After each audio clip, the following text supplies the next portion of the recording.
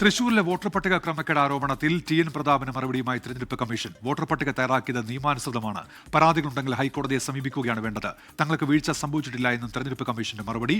ഷഫീദ് റാവുത്തറുണ്ട് തിരുവനന്തപുരത്ത് നിന്ന്. ഷഫീദ്, വിവരങ്ങൾ എന്തൊക്കെയാണ്?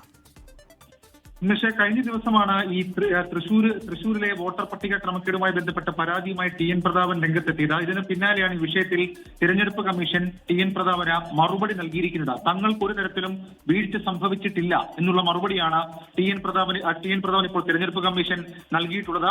വോട്ടർ പട്ടിക തയ്യാറാക്കിയത് നിയമാനുസൃതമായിട്ടാണ്. മാത്രമല്ല, പരാതികൾ ഉണ്ടെങ്കിൽ ഹൈക്കോടതിയെ സമീപിക്കുകയാണ് വേണ്ടതെന്നും ജനപ്രാതിനിധ്യ നിയമപ്രകാരം അതാണ് രീതി എന്നുള്ള കാര്യവും തെരഞ്ഞെടുപ്പ് കമ്മീഷൻ ഇപ്പോൾ മറുപടിയിൽ ഉൾപ്പെടുത്തിയിട്ടുണ്ട്.